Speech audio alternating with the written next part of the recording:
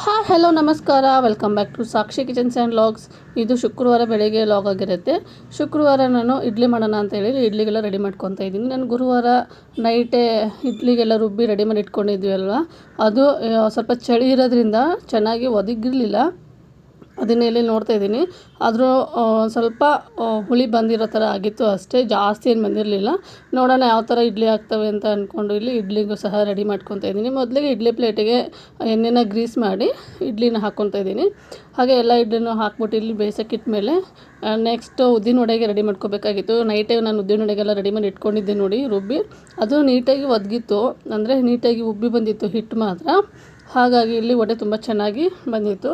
ಇವಾಗ ಇಲ್ಲಿ ಉದ್ದಿನ ವಡೆಗೆ ನಾನು ಕೊತ್ತಂಬರಿ ಸೊಪ್ಪು, ಕರ್ಬೇವಿನ ಸೊಪ್ಪು, ಹಾಗೆ ಹಸಿಮೆಣ್ಸಿನ್ಕಾಯಿ, ಒಂದು ಸ್ವಲ್ಪ ಕಾಯಿನ ಚಿಕ್ಕ ಚಿಕ್ಕದಾಗಿ ಕಟ್ ಮಾಡಿ ಹಾಕ್ಕೊತಾ ಇದ್ದೀನಿ. ಉದ್ದಿನ ವಡೆ ತಿನ್ನುವಾಗ ಬಾಯಿಗೆ ಸಿಗುತ್ತಲ್ಲ ಕಾಯಿ, ತುಂಬ ಚೆನ್ನಾಗಿರುತ್ತೆ. ಹಾಗಾಗಿ ಅದನ್ನೆಲ್ಲ ರೆಡಿ ಮಾಡಿ ಇಟ್ಕೊಂಡು ಇನ್ನು ಬೆಳಗ್ಗೆ ಬೇಗನೆ ಎದ್ದಿರ್ತೀನಲ್ವ ಅಂತ ಹೇಳಿ ಒಂದು ಸ್ವಲ್ಪ ಟೀನೂ ಸಹ ಮಾಡಿಕೊಂಡು ಕುಡಿದಿದ್ದಾಯಿತು. ಹಾಗೆ ನನ್ನ ಹಸ್ಬೆಂಡ್ ಇಲ್ಲಿ ಅವರಿಗೆ ಬೆಳಗ್ಗೆ ಎದ್ದ ತಕ್ಷಣವೇ ಬಿಸಿನೀರು ಕುಡಿತಾರೆ.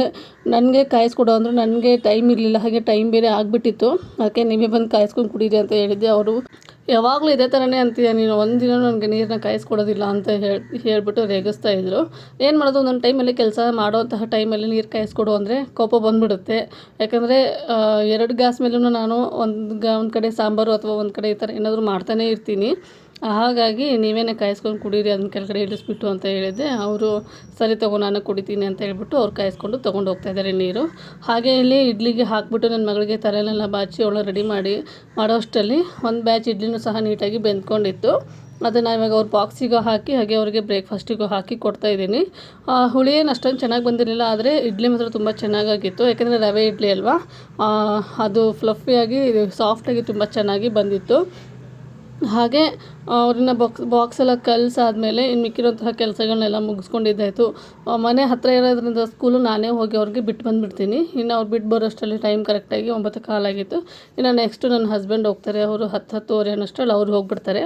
ಅವರಿಗೂ ಸಹ ಇಲ್ಲಿ ಇಡ್ಲಿನ ರೆಡಿ ಮಾಡಿ ಇಟ್ಕೋಬೇಕಾಗಿತ್ತು. ಅದಕ್ಕಿಂತ ಮುಂಚೆ ತುಪ್ಪ ಖಾಲಿಯಾಗಿತ್ತು ನಮ್ಮ ಮನೇಲಿ, ಅಂದರೆ ಇನ್ನೊಂದು ಸ್ವಲ್ಪ ಇತ್ತು. ಆ ಪಾತ್ರೆನ ಬೇರೆ ಬಾಕ್ಸಿಗೆ ಹಾಕಿಬಿಟ್ಟು ಆ ಬಾಕ್ಸ್ನ ತೊಳೆದಿಡ್ತಾ ಇದ್ದೀನಿ. ಯಾಕಂದರೆ ಇದು ನಮ್ಮ ಅಮ್ಮನ ಬಾಕ್ಸು, ಅವರಿಗೆ ಊರಿಗೆ ಕಳಿಸ್ಬೇಕಾಗಿತ್ತು. ನಮ್ಮ ಮನೆ ಇವತ್ತು ಊರಿಗೆ ಹೋಗ್ತಾ ಇದ್ದಾನೆ, ಅದಕ್ಕೆ ಅವ್ರ ಬಾಕ್ಸಿಗೆ ಕಳಿಸಿದ್ರೆ ಆಯಿತು ಅಂತ ಹೇಳಿ ಅದನ್ನು ಸಹ ನೀಟಾಗಿ ವಾಶ್ ಮಾಡಿ ಇಡ್ತಾ ಇದ್ದೀನಿ. ಹಾಗೆ ಅದೆಲ್ಲ ಮಾಡೋ ಅಷ್ಟರಲ್ಲಿ ಇನ್ನೊಂದು ಬ್ಯಾಚ್ ಇಡ್ಲಿನೂ ಸಹ ರೆಡಿಯಾಗಿತ್ತು.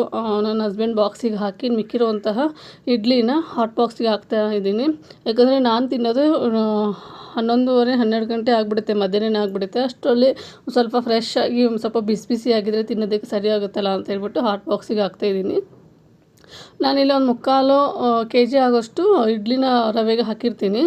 ನಮಗೆ ಕರೆಕ್ಟಾಗಿ ಒಂದು ಟೈಮಿಗೆ ಆಗುತ್ತೆ. ಬಾಕ್ಸಿಗೆ ಬೆಳಗಿನ ಬ್ರೇಕ್ಫಾಸ್ಟಿಗೆ ಆಗಿ ಮಧ್ಯಾಹ್ನಕ್ಕೆ ಇಬ್ಬರು ತಿನ್ನೋಷ್ಟು ಉಳ್ಕೊಂಡಿರುತ್ತೆ. ಯಾಕಂದರೆ ನಾನು ಮಧ್ಯಾಹ್ನ ಒಂದು ಟೈಮ್ ತಿಂದುಬಿಟ್ರೆ ಮುಗೀತು, ಪದೇ ಪದೇ ಊಟ ಮಾಡೋದಕ್ಕೆ ಹೋಗಲ್ಲ. ಹಾಗಾಗಿ ಮಕ್ಕಳಿಗೆ ಒಂದು 4 ಇಡ್ಲಿ ಆದರೆ ಸರಿ ಹೋಗುತ್ತೆ ಅಂತ ಹೇಳಿ ಕರೆಕ್ಟಾಗಿ ಇಡ್ಲಿನೂ ಸಹ ಎಲ್ಲ ಒಂದೇ ಸರಿ ಹಾಕಿ ಇಟ್ಟು ಪಾತ್ರೆನೆಲ್ಲ ತೊಳ್ಕೊಂಡಿದ್ದಾಯಿತು.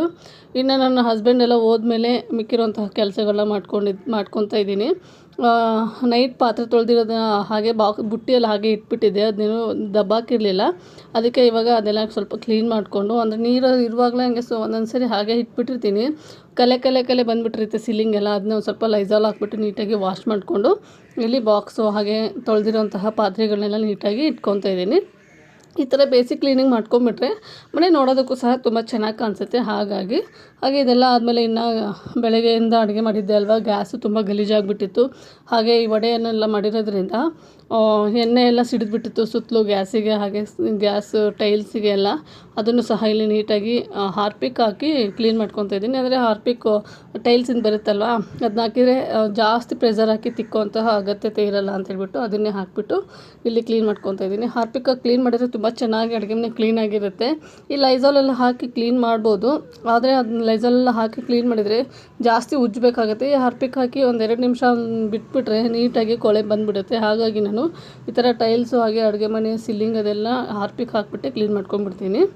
ಹಾಗೆ ಅಡುಗೆ ಆದ ತಕ್ಷಣ ಈ ಥರ ನಾವು ಅಡುಗೆ ಮನೆನ ಕ್ಲೀನ್ ಮಾಡ್ಕೊಂಬಿಟ್ರೆ ಟೈಲ್ಸು ಸಹ ನೀಟಾಗಿರುತ್ತೆ, ಸೀಲಿಂಗು ಸಹ ನೀಟಾಗಿರುತ್ತೆ. ಹಾಗೆ ಮನೆಗೆ ಅಕಸ್ಮಾತಾಗಿ ಯಾರಾದರೂ ಬಂದರೆ ಅಡುಗೆ ಮನೆ ತುಂಬ ಚೆನ್ನಾಗಿಟ್ಟಿದ್ದಾರಲ್ಲಪ್ಪ ಇವರು ಅಂತ ಅನ್ನಿಸ್ಬೇಕು. ಆ ಥರ ಇದ್ದರೆ ತುಂಬ ಚೆನ್ನಾಗಿ ಅನಿಸುತ್ತೆ.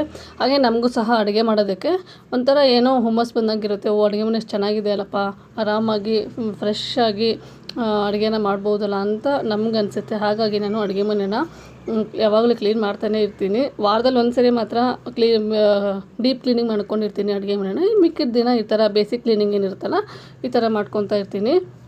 ಇನ್ನಿದೆಲ್ಲ ಮಾಡೋ ಅಷ್ಟರಲ್ಲಿ ಟೈಮು 12 ಗಂಟೆ ಆಗಿಬಿಟ್ಟಿತ್ತು. ನನಗೂ ಸಹ ತುಂಬ ಹೊಟ್ಟೆ ಹಸಿತಾ ಇತ್ತು. ಹಾಗೆ ಮೊದಲಿಗೆ ನಾನು ಇಲ್ಲಿ ಇಡ್ಲಿನ ಹಾಕಿಟ್ಟಿರೋದ್ರಿಂದ ಬರೀ ವಡೆ ಒಂದು ಮಾಡ್ಕೋಬೇಕಾಗಿತ್ತು. ಹಾಗಾಗಿ ಇಲ್ಲಿ ವಡೆನೂ ಸಹ ಮಾಡ್ತಾಯಿದ್ದೀನಿ.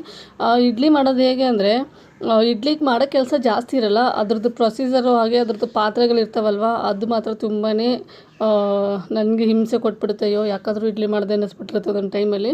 ಇನ್ನೇನು ಮಾಡೋದು, ವಾರದಲ್ಲಿ ಒಂದು ಸರಿ ಮಾಡ್ಕೊಂಡು ತಿನ್ನಲೇಬೇಕಾಗತ್ತೆ. ಪದೇ ಪದೇ ಒಂದೇ ಥರ ರೆಸಿಪಿಗಳನ್ನ ತಿಂತಾಯಿದ್ರೆ ಮಕ್ಕಳಿಗೂ ಸಹ ತಿನ್ನೋದಕ್ಕೆ ಇಂಟ್ರೆಸ್ಟ್ ಬರೋಲ್ಲ, ಹಾಗೆ ನಮಗೂ ಸಹ ತಿನ್ನೋದಕ್ಕೆ ಇಂಟ್ರೆಸ್ಟ್ ಬರೋಲ್ಲ. ಹಾಗೆ ನೋಡಿ ನಾನಿಲ್ಲಿ ಇವಾಗ ನನಗೆ ಇಡ್ಲಿ ಹಾಗೆ ವಡೆ ಚಟ್ನಿ ಸಾಂಬಾರನ್ನ ಸರ್ವ್ ಮಾಡ್ಕೊಂಡಿದ್ದೀನಿ. ಬೆಳಗಿನ ಬ್ರೇಕ್ಫಾಸ್ಟ್ ಮಾತ್ರ ಸೂಪರಾಗಿತ್ತು. ಹಾಗೆ ಮತ್ತೆ ನನಗೆ ಲಾಗ್ನ ಕಂಟಿನ್ಯೂ ಮಾಡೋದಕ್ಕೆ ಆಗಲೇ ಇಲ್ಲ, ಯಾಕಂದರೆ ಊಟ ಬೇರೆ ಮಾಡಿಬಿಟ್ಟಿದ್ನಲ್ವ, ಒಂದು ಸ್ವಲ್ಪ ಹೊತ್ತು ರೆಸ್ಟ್ ಮಾಡೋಣ ಅಂತೇಳಿ ರೆಸ್ಟ್ ಮಾಡಿದ್ದಾಯಿತು.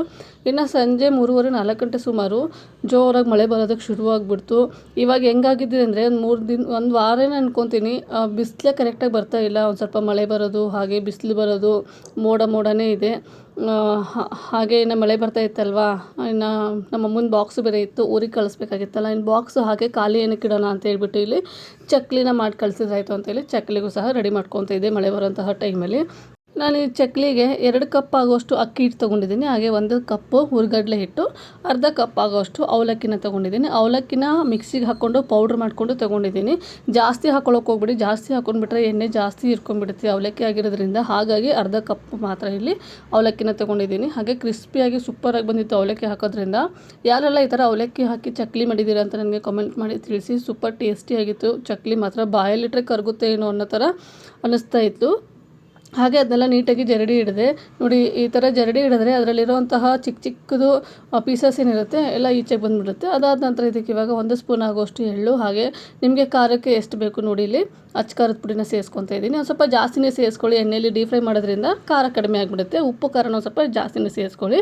ಹಾಗೆ ಇಲ್ಲಿ ರುಚಿಗೆ ತಕ್ಕಷ್ಟು ಉಪ್ಪನ್ನ ಸೇರಿಸ್ಕೊಂಡು 1 ಸ್ಪೂನ್ ಆಗೋಷ್ಟು ಜೀರಿಗೆನ ಸೇರಿಸ್ಕೊತಾ ಇದ್ದೀನಿ. ಹಾಗೆ ಕಾಯಿಸಿರೋಂತಹ ಎಣ್ಣೆನ ಸೇರಿಸ್ಕೊತಿದ್ದೀನಿ 2 ಸ್ಪೂನ್ ಆಗೋಷ್ಟು.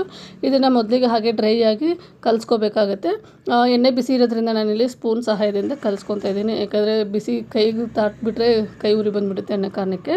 ಹಾಗೆ ಇವಾಗ ಇದಕ್ಕೆ ಬಿಸಿ ನೀರನ್ನ ಸೇರಿಸ್ಕೋಬೇಕು. ನಾನು ಕುದಿಯೋಂತಹ ನೀರನ್ನ ಸೇರಿಸ್ಕೊತಾ ಇದ್ದೀನಿ. ಈ ಥರ ಕುದಿಯೋಂತಹ ನೀರನ್ನ ಸೇರಿಸ್ಕೊಂಡ್ರೆ ಚಕ್ಲಿ ಎಲ್ಲೂ ಕಟ್ಟಾಗಲ್ಲ, ಚಕ್ಲಿ ಎಲ್ಲೂ. ಹಾಗಾಗಿ ಇಲ್ಲಿ ಬಿಸಿನೀರನ್ನ ಸೇರಿಸ್ಕೊತಾ ಇದ್ದೀನಿ. ಅದರಲ್ಲೂ ಅಕ್ಕಿ ಹಿಟ್ಟು ಹಾಕಿರೋದ್ರಿಂದ ಬಿಸಿನೀರು ಸೇರಿಸ್ಕೊಂಡ್ರೆ ನಮಗೆ ಹಿಟ್ಟು ಕರೆಕ್ಟಾಗಿ ಅದಕ್ಕೆ ಇರುತ್ತೆ. ಹಾಗಾಗಿ ಬಿಸಿನೀರನ್ನ ಸೇರಿಸ್ಕೊತಾ ಇದ್ದೀನಿ. ಅದಾದ ನಂತರ ನೋಡಿ ಸ್ಪೂನ್ ಸಹಾಯದಿಂದ ನೀಟಾಗಿ ಕಲಿಸ್ಕೊತಾ ಇದ್ದೀನಿ. ಒಂದು ಸ್ವಲ್ಪ ಕೈಯಿಂದ ಮುಟ್ಟೋಕ್ಕಾಗುತ್ತೆ ಅನ್ನೋ ಟೈಮಲ್ಲಿ ಈ ಥರ ನೀಟಾಗಿ ಕೈಯಿಂದ ನಾದ್ಕೊತಾ ಇದ್ದೀನಿ. ಜಾಸ್ತಿ ಪ್ರೆಷರ್ ಹಾಕಿ ನಾದುವಂತಹ ಅಗತ್ಯತೆ ಏನಿಲ್ಲ. ಈ ಹಿಟ್ಟನ್ನ ಫಿಂಗರ್ ಸಹಾಯದಿಂದ ಇದನ್ನು ಹಿಟ್ಟನ್ನ ಕಲಿಸ್ಕೊಂಡ್ರೆ ಸಾಕು.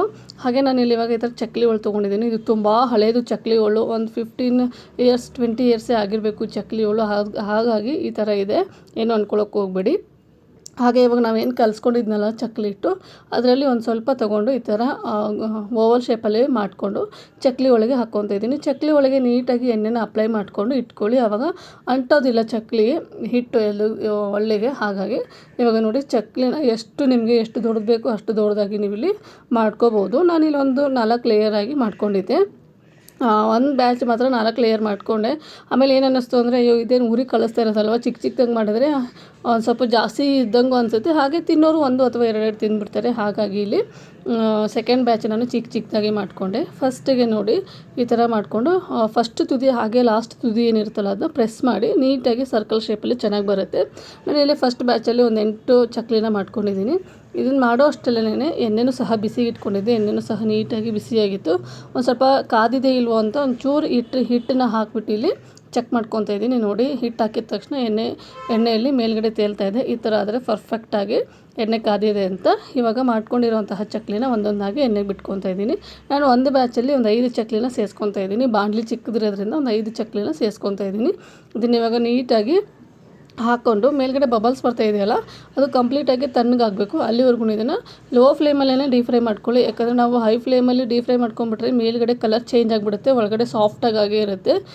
ನಾವು ಡೀಪ್ ಫ್ರೈ ಮಾಡಿದ ಆವಾಗಿನ ಮಾತ್ರ ಕ್ರಿಸ್ಪಿ ಅನಿಸುತ್ತೆ, ಆಮೇಲೆ ನಾವು ಎತ್ಬಿಟ್ಟು ಸೈಡ್ಗಿಟ್ಟಾಗ ಮತ್ತೆ ಸಾಫ್ಟಾಗಿಬಿಡುತ್ತೆ. ಹಾಗಾಗಿ ಆದಷ್ಟು ಚಕ್ಲಿನ ನಾವು ಡೀಪ್ ಫ್ರೈ ಮಾಡುವಾಗ ಲೋ ಫ್ಲೇಮಲ್ಲೇ ಡೀಪ್ ಫ್ರೈ ಮಾಡ್ಕೊಳ್ಳಿ. ನೋಡಿ ಇವಾಗ ಬಬಲ್ಸ್ ಎಲ್ಲ ಕಡಿಮೆ ಆಯಿತು. ಇದನ್ನ ಇವಾಗ ಟರ್ನ್ ಮಾಡ್ಕೊತಾ ಇದ್ದೀನಿ. ಟರ್ನ್ ಮಾಡ್ಕೊಂಡು ಅದನ್ನ 5 ನಿಮಿಷ ಬೇಯಿಸ್ಕೊಂಡ್ಬಿಟ್ರೆ ಪರ್ಫೆಕ್ಟ್ ಆಗಿರುವಂತಹ ಕ್ರಿಸ್ಪಿ ಆಗಿರುವಂತಹ ಚಕ್ಲಿ ರೆಡಿ ಆಯಿತು ಅಂತಲೇ. ಹಾಗೆ ನಾವು ಚಿಕ್ಕವರಿರುವಾಗ ನಮ್ಮ ಊರಲ್ಲಿ ಜಟ್ಟಪ್ಪನ ಚಕ್ಲಿ ಅಂತ ಸಿಗೋದು. ಅಂದರೆ ಆ ತಾತನ ಹೆಸರು ಜಟ್ಟಪ್ಪ ಅಂತ. ಆ ಯಪ್ಪ ಚಕ್ಲಿನ ಮಾಡಿಬಿಟ್ಟು ಎಲ್ಲ ನಮ್ಮೂರಲ್ಲಿರುವಂತಹ ಅಂಗಡಿಗಳು ಹಾಗೆ ನಮ್ಮ ಊರಲ್ಲಿ ಸುತ್ತಮುತ್ತ ಇರುವಂತಹ ಅಂಗಡಿಗಳಿಗೆ ಸೇಲ್ ಮಾಡ್ತಿದ್ದ. ನಾವು ಒಂದು 10 ರೂಪಾಯಿ ತೊಗೊಂಡು ಹೋದರೆ ಸುಮಾರಾಗಿ ಒಂದು 20-25 ಚಕ್ಲಿ ಕೊಡೋರು. ರುಚಿ ಮಾತ್ರ ತುಂಬ ಚೆನ್ನಾಗಿರೋದು. ಈ ಚಕ್ಲಿ ಮಾಡುವಾಗ ಆ ತಾತನೇ ನೆನೆಸ್ಕೊಂಡಿದ್ದು ಆಯಿತು. ಹೌದಲ್ವ, ನಾವು ಚಿಕ್ಕವರು ಇರುವಾಗ ಸ್ಕೂಲ್ ಬಿಟ್ಟ ತಕ್ಷಣವೇ ಅವ್ರ ಮನೆಗೆ ಹೋಗ್ಬಿಡ್ತಿದ್ವಿ ನಾವು ಚಕ್ಲಿ ತೊಗೊಂಡು ಬರೋಕ್ಕೆ. ಎಷ್ಟು ಕ್ರಿಸ್ಪಿಯಾಗಿ ಮಾಡೋರು, ಹಾಗೆ ಎಷ್ಟು ಚೆನ್ನಾಗಿರೋದು ಅಂದರೆ ಚಕ್ಲಿ ಮಾತ್ರ. ಆ ಥರ ಚಕ್ಲಿ ಇದುವರೆಗೂ ತಿನ್ನಲೇ ಇಲ್ಲ ನಾನು, ಯಾಕಂದರೆ ಅವ್ರು ಇಲ್ಲ ಇವಾಗ. ಹಾಗೆ ಇವಾಗ ನೋಡಿ ಇಷ್ಟು ಚೆನ್ನಾಗಿ ಕ್ರಿಸ್ಪಿಯಾಗಿ ಬಂದಿದೆ. ಹಾಗೆ ಬಾಯಲ್ಲಿಟ್ಟರೆ ಕರಗ್ತಾಯಿತ್ತು ಈ ಚಕ್ಲಿ ಮಾತ್ರ. ಈ ಮಳೆ ಬರ್ತಾ ಇರೋ ಟೈಮಲ್ಲಿ ಈ ಥರ ಚಕ್ಲಿ ಮಾಡ್ತಾಯಿದ್ದೆ ಅಲ್ವಾ, ತುಂಬ ಚೆನ್ನಾಗಿ ಅನ್ನಿಸ್ತಾ ಇತ್ತು. ಹಾಗೆ ಚಕ್ಲಿ ಯಾವ ಥರ ಮಾಡಿದೆ ಅಂತಲೂ ಗೊತ್ತಾಗಲಿಲ್ಲ, ಬೇಗನೆ ಮಾಡ್ಕೊಂಬಿಟ್ಟೆ. ಹಾಗೆ ಇನ್ನು ಚಕ್ಲಿ ಆದಮೇಲೆ ನಿಪ್ಪಟ್ಟು ಮಾಡೋಣ ಅಂತ ಅಂದ್ಕೊಂಡೆ. ಯಾಕಂದರೆ ನಮ್ಮೂರಲ್ಲಿ ನಿಪ್ಪಟ್ಟು ಸಿಗಲ್ಲ. ಈ ಕಡೆ ಬೆಂಗಳೂರು ಸುತ್ತಮುತ್ತ ಎಲ್ಲ ಸಿಗುತ್ತೆ, ನಮ್ಮ ಕಡೆ ನಿಪ್ಪಟ್ಟು ಅಂದ್ರೇ ಗೊತ್ತಿಲ್ಲ. ಹಾಗಾಗಿ ನಿಪ್ಪಟ್ಟನ್ನು ಸಹ ಮಾಡಿ ಕಳಿಸಿದ್ರೆ ಆಯ್ತಲ್ಲ ಅಂತೇಳಿ ನಿಪ್ಪಟ್ಟಿಗೂ ಸಹ ರೆಡಿ ಮಾಡ್ಕೊತಿದ್ದೆ. ಆಲ್ರೆಡಿ ಎಣ್ಣೆನೂ ಇತ್ತಲ್ವಾ, ಇನ್ನಿದೆ ಎಣ್ಣೆಗೆ ನಿಪ್ಪಟ್ಟನ್ನು ಡೀಪ್ ಫ್ರೈ ಮಾಡಿ ಹಾಕ್ಬಿಟ್ರೆ ನಿಪ್ಪಟ್ಟು ಸಹ ಕಲಿಸ್ದಂಗೆ ಆಗುತ್ತೆ ಅಂತ ಹೇಳಿ ನಿಪ್ಪಟ್ಟಿಗೂ ಸಹ ರೆಡಿ ಮಾಡ್ಕೊತಾ ಇದ್ದೆ. ಹಾಗೆ ನಾನು ಇವಾಗ ಚಕ್ಲಿನ ಸರ್ವ್ ಮಾಡಿದ್ದೀನಿ. ನೋಡಿ ಎಷ್ಟು ಕ್ರಿಸ್ಪಿ ಆಗಿದೆ ಅಂದರೆ ಈ ಥರ ಮುಟ್ಟಿದ್ರೇ ಸಾಕು ಮುರಿದೋಗ್ತಾಯಿತ್ತು, ಅಷ್ಟೊಂದು ಚೆನ್ನಾಗಿತ್ತು. ನೋಡಿ ಸಖತ್ ಟೇಸ್ಟಿ ಆಗಿರುವಂತಹ ಹಾಗೆ ಕ್ರಿಸ್ಪಿ ಆಗಿರುವಂತಹ ಚಕ್ಲಿ ನೀವು ಸಹ ಮನೆಯಲ್ಲಿ ಮಾಡಿಬಿಟ್ಟು ಟೇಸ್ಟ್ ನೋಡಿ ನನಗೆ ಕಾಮೆಂಟ್ ಮಾಡಿ. ಹಾಗೆ ಇದೆಲ್ಲ ಮಾಡೋ ಅಷ್ಟರಲ್ಲಿ ಟೈಮು ಸಹ 6 ಗಂಟೆ ಆಗೋಗಿತ್ತು. ಇನ್ನು ಸಂಜೆಗೆ ಟೀ ಮಾಡ್ಕೊಳ್ಳೋಣ ಅಂತೇಳಿ ಟೀನೂ ಸಹ ರೆಡಿ ಮಾಡ್ಕೊತಾ ಇದ್ದೆ. ಹಾಗೆ 4 ಗಂಟೆಯಿಂದನೂ ನಾನು ಅಡುಗೆ ಮನೆಯಲ್ಲೇ ಇದ್ದಲ್ವ, ಕಾಲು ನೋವು ಸಹ ಬರ್ತಾಯಿತ್ತು. ಒಂದು ಸ್ವಲ್ಪ ಹೊತ್ತು ಟೀ ಕುಡಿದು ರೆಸ್ಟ್ ಮಾಡೋಣ ಅಂತೇಳಿ ಟೀಗೆ ರೆಡಿ ಮಾಡ್ಕೊತಾ ಇದ್ದೆ. ಹಾಗೆ ಇಲ್ಲಿ ನನ್ನ ಮಗಳು ಬಂದು ಚಕ್ಲಿ ನಮ್ಗೆ ಇಟ್ಕೊಂಡಿದ್ದೀಯಾ, ಇನ್ನಷ್ಟು ಕಳಿಸ್ತಾ ಇದೆಯಾ ಅಂತ ಕೇಳ್ತಾಯಿದ್ಲು. ನಮ್ಗೆ ಇಟ್ಕೊಂಡಿಲ್ಲ, ನಾನು ಎಲ್ಲ ಕಳಿಸ್ತಾ ಇದ್ದೀನಿ ಅಂದ ತಕ್ಷಣ ಅವಳು ಅದೇ ಹೇಳ್ತಾಯಿದ್ಲು, ಬರೀ ಅವನಿಗೆ ಮಾತ್ರ ಮಾಡಿ ಕಳಿಸು ನೀನು, ನಮಗೆ ಮಾತ್ರ ಕಳಿಸ್ಬೇಡ. ಅಂದರೆ ನನ್ನ ಅಳಿಯಂಗೆ ಕಳಿಸ್ತಾ ಇರೋದು ನಾನಿಲ್ಲಿ ಚಕ್ಲಿನ ಇವಾಗ. ಅವಳು ಅದೇ ಹೇಳ್ತಾಯಿದ್ಲು, ಬರೀ ಅವನಿಗೆ ಕಳಿಸು ನೀನು, ಏನು ಮಾಡಿದ್ರು ಅವನಿಗೆ ಮಾಡು, ನಮಗೇನು ಮಾಡಬೇಡ ಅಂತ ಹೇಳಿ ಹೇಳ್ತಾಯಿದ್ಲು. ನಾನು ಅಪರೂಪನೇ ಮನೇಲಿ ಮಾಡೋದು. ಈ ಥರ ಏನಾದರೂ ಯಾರಿಗಾದರೂ ಕಳಿಸ್ಬೇಕು ಅಂದರೆ ಅಥವಾ ಏನಾದರೂ ಹಬ್ಬ ಅದೇನಾದರೂ ಇದ್ದರೆ ಮಾತ್ರ ಈ ಥರ ಚಕ್ಲಿ ನಿಪ್ಪಟ್ಟೆಲ್ಲ ಮಾಡ್ಕೊಂಡಿರ್ತೀನಿ. ಇನ್ನು ನಾರ್ಮಲಾಗಿ ಬೇರೆ ಸ್ನ್ಯಾಕ್ಸ್ ಎಲ್ಲ ಮಾಡ್ತಾನೆ ಇರ್ತೀನಿ. ಈ ಹಬ್ಬಕ್ಕೆಲ್ಲ ಮಾಡಿದ್ದೆ ಅಲ್ವಾ, ಅದನ್ನು ಲಾಗ್ನ ನೋಡಿಬಿಟ್ಟು ಅತಿ ಸರಿ ನನಗೆ ಯಾರಾದರೂ ಊರಿಗೆ ಬಂದರೆ ನಾನು ಚಕ್ಲಿ ನಿಪ್ಪಟ್ಟನ್ನೇ ಮಾಡಿ ನಿಪ್ಪಟ್ಟು ಹೇಳಿರಲಿಲ್ಲ, ಅವನು ಚಕ್ಲಿ ಮಾತ್ರ ಹೇಳಿದ್ದ. ಇನ್ನು ನಾನು ಹೇಗಿದ್ದರೂ ಕಳಿಸ್ತಾ ಇದ್ದೀನಲ್ಲ ಅಂತ ಹೇಳಿ ಎಕ್ಸ್ಟ್ರಾ ನಿಪ್ಪಟ್ಟನ್ನ ಮಾಡಿ ಕಳಿಸಿದ್ದಾಯಿತು. ಹಾಗೆ ಇಲ್ಲಿ ನನ್ನ ಮಗಳು ಬಂದು ಚಕ್ಲಿ ಕೊಡು ಅಂತ ಕೇಳ್ತಾಯಿದ್ಲು. ನಾನು ಕೊಡಲ್ಲ ಅಂತ ಹೇಳ್ತಾಯಿದ್ದೆ. ಏಕೆಂದರೆ ಸಂಜೆ ದೀಪನ ಹಚ್ಚೆ ಅಂತಂದರೆ ನಾನು ಹಚ್ಚಲ್ಲ, ನೀನೇ ಹಚ್ಚು ಅಂತ ಹೇಳ್ತಾಯಿದ್ಲು. ಆಲ್ರೆಡಿ ಟೈಮ್ 6 ಗಂಟೆ ಆಗೋಗಿತ್ತು. ಇನ್ನು ನಾನು ಫ್ರೆಶ್ ಅಪ್ ಆಗಿ ದೀಪ ಹಚ್ಚೋಷ್ಟರಲ್ಲಿ 7:15 ಆಗಿಬಿಡುತ್ತೆ. ನೀನೇ ಹಚ್ಚಮ್ಮ ಅಂತಂದರೆ ನಾನು ಹಚ್ಚಲ್ಲ ಅಂತ ಇದ್ಲು. ಚಕ್ಲಿ ಕೇಳೋಕೆ ಬಂದಾಗ ನಾನು ಅದೇ ಹೇಳ್ತಾಯಿದ್ದೆ, ನೀನು ಮೊದಲು ಚಕ್ಲಿ ಬೇಕು ಅಂದರೆ ದೀಪ ಹಚ್ಚು, ಆಮೇಲೆ ಚಕ್ಲಿ ಕೊಡ್ತೀನಿ, ಇಲ್ಲ ನಾನು ಚಕ್ಲಿ ಮುಟ್ಟೋಕೆ ಹೋಗ್ಬೇಡ ಅಂತ ಹೇಳ್ತಾಯಿದ್ದೆ. ಅದೇ ಬಂದು ಇಲ್ಲಿ ನನ್ನ ಹತ್ರ ಮಾತಾಡ್ತಾ ಇದ್ಲು. ಹಾಗೆ ನನಗೆ ಮಾತ್ರ ಕೊಡಬೇಡ ನೀನು, ಬರೀ ಕೆಲಸ ಹೇಳು ನೀನು ಅಂತ ಇದ್ಲು. ನಾನು ಜಾಸ್ತಿ ಕೆಲಸ ಹೇಳೋದಿಲ್ಲ ಅವಳಿಗೆ. ಅದೇ ಬೇಸಿಕ್ ಕೆಲಸಗಳು, ಈ ಥರ ದೀಪ ಹಚ್ಚೋದು, ಕಸ ಗುಡಿಸೋದು ಅಥವಾ ನೀರು ಕೊಡೋದು, ಈ ಥರ ಹೇಳ್ತಾ ಇರ್ತೀನಿ. ಅದನ್ನೇ ಅವಳು ಕೆಲಸ ಅಂತ ಅಂದ್ಕೊಂಡ್ಬಿಡ್ತಾಳೆ. ಈ ಥರ ಚಿಕ್ಕ ವಯಸ್ಸಲ್ಲಿದ್ದಾಗ ಒಂದು ಸ್ವಲ್ಪ ಕಲಿಸ್ಬಿಟ್ರೆ ನಾವು, ಅವರಿಗೂ ಸಹ ಮುಂದೆ ದೊಡ್ಡವರಾದಾಗ ಈ ಟೈಮಲ್ಲಿ ದೀಪ ಹಚ್ಚಬೇಕು ಅಂತೇಳ್ಬಿಟ್ಟು ತಲೆಯಲ್ಲಿರುತ್ತೆ. ಹಾಗಾಗಿ ನಾನು ಕಲಿಸ್ತಾ ಇರ್ತೀನಿ. ಇನ್ನು ಅದಾದ ನಂತರ ನೈಟು ಅಡುಗೆಗೇನೂ ಇರಲಿಲ್ಲ, ರೈಸ್ ಒಂದು ಮಾತ್ರ ಮಾಡೋದಿತ್ತು, ಯಾಕಂದರೆ ಸಾಂಬಾರಿತ್ತು. ಇನ್ನು ರೈಸಿಗೆ ಅಕ್ಕಿನೂ ಸಹ ತೊಳೆದ್ಬಿಟ್ಟು ನೆನೆಯೋಕ್ಕೆ ಅಂತ ಇಟ್ಟೆ. ಇನ್ನು ಮಾಡಿರುವಂತಹ ಚಕ್ಕಲಿ ಹಾಗೆ ನಿಪ್ಪಟ್ಟನ್ನ ನೀಟಾಗಿ ಬಾಕ್ಸ್ ತೊಳೆದು ಬಾಕ್ಸ್ನ ಒರೆಸ್ಬಿಟ್ಟು ಇಲ್ಲಿ ಬಾಕ್ಸಿಗೆ ಹಾಕ್ತಾಯಿದ್ದೀನಿ. ಊರಿಗೆ ಕಳಿಸೋದ್ರಿಂದ ಒಂದು ಸ್ವಲ್ಪ ಪೇಪರೆಲ್ಲ ಹಾಕಿಬಿಟ್ಟು ಕಳಿಸಿದ್ರೆ ಕ್ರಿಸ್ಪಿಯಾಗಿ ಚೆನ್ನಾಗಿರ್ತವೆ ಅಂತ ಹೇಳಿ ಬಾಕ್ಸಿಗೆ ಹಾಕ್ತಾಯಿದ್ದೀನಿ. ಈ ಕವರ್ಗೆಲ್ಲ ಹಾಕ್ಬಿಟ್ರೆ ಏನಾಗ್ಬಿಡುತ್ತೆ, ಮುರಿದೋಗ್ಬಿಡುತ್ತೆ. ಹಾಗೆ ಕಳಿಸ್ತಾ ಇರೋ ಥರ ಅನ್ನಿಸ್ಬಿಡುತ್ತೆ. ಮುರಿದೋದ್ರೆ ತಿನ್ನೋದಕ್ಕೂ ಸಹ ಅಷ್ಟೊಂದು ಚೆನ್ನಾಗಿ ಅನಿಸಲ್ಲ. ಹಾಗಾಗಿ ಇಲ್ಲಿ ನೀಟಾಗಿ ಒಂದು ಬಾಕ್ಸಿಗೆ ಪೇಪರ್ನ ಹಾಕಿ ಕೆಳಕ್ಕೆ ಬಾಕ್ಸ್ ಮೇಲೂ ನಿಪ್ಪಟ್ಟೆಲ್ಲ ಹಾಕ್ಬಿಟ್ಟು ಮತ್ತೆ ಒಂದು ಪೇಪರ್ನ ಮುಚ್ಚಿಬಿಟ್ರೆ ನೀಟಾಗಿ ಕ್ರಿಸ್ಪಿಯಾಗಿ ಹಾಗೆ ಇರುತ್ತೆ ಅಂತ ಹೇಳಿ ಕಳಿಸ್ತಾ ಇದ್ದೀನಿ. ಇದಾದ ನಂತರ ನನಗೆ ಮತ್ತೆ ಲಾಗ್ನ ಕಂಟಿನ್ಯೂ ಮಾಡೋದಕ್ಕಾಗಲಿಲ್ಲ. ಹಾಗೆ ನಾನು ಮಾಡಿರುವಂತಹ ಲಾಗು, ನಾನು ಮಾಡಿರುವಂತಹ ರೆಸಿಪಿ ಯಾವ ಥರ ಅನ್ನಿಸ್ತು ಅಂತ ಪ್ಲೀಸ್ ಕಮೆಂಟ್ ಸೆಕ್ಷನಲ್ಲಿ ಕಾಮೆಂಟ್ ಮಾಡಿ ತಿಳಿಸಿ. ಹಾಗೆ ನಾನು ಮಾಡಿರುವಂತಹ ಚಕ್ಲಿ ರೆಸಿಪಿನ ಒಂದ್ಸರಿ ಮನೆಯಲ್ಲಿ ಮಾಡಿಬಿಟ್ಟು ಟೇಸ್ಟ್ ನೋಡಿ ನನಗೆ ಕಾಮೆಂಟ್ ಮಾಡಿ. ಹಾಗೆ ಇನ್ನೂ ಯಾರು ನನ್ನ ಚಾನಲ್ನ ಸಬ್ಸ್ಕ್ರೈಬ್ ಮಾಡಿಲ್ಲ, ಪ್ಲೀಸ್ ಸಬ್ಸ್ಕ್ರೈಬ್ ಮಾಡ್ಕೊಂಡು ನೋಡಿ. ನಿಮ್ಮದೊಂದು ಸಬ್ಸ್ಕ್ರೈಬು ನನಗೆ ತುಂಬಾ ಇಂಪಾರ್ಟೆಂಟ್ ಆಗುತ್ತೆ. ತುಂಬ ಜನ ಸಬ್ಸ್ಕ್ರೈಬ್ ಆಗದೇ ನೋಡ್ತಾ ಇದ್ದೀರಿ. ಹೇಗಿದ್ದರೂ ನೋಡ್ತೀರಾ, ಒಂದು ಸಬ್ಸ್ಕ್ರೈಬ್ ಬಟನ್ನ ಪ್ರೆಸ್ ಮಾಡಿ ನೋಡಿದ್ರೆ ನನಗೆ ತುಂಬಾ ಹೆಲ್ಪ್ ಆಗುತ್ತೆ. ಹಾಗೆ ಸಬ್ಸ್ಕ್ರೈಬ್ ಆಗಿರೋರು ಲೆಫ್ಟ್ ಆಗ್ತಾಯಿದ್ದೀರಾ, ಪ್ಲೀಸ್ ಲೆಫ್ಟ್ ಹಾಕೋಕ್ಕೆ ಹೋಗ್ಬೇಡಿ. ನೀವು ಲೆಫ್ಟ್ ಆಗೋದ್ರಿಂದ ನನಗೆ ತುಂಬಾ ಬೇಜಾರಾಗುತ್ತೆ.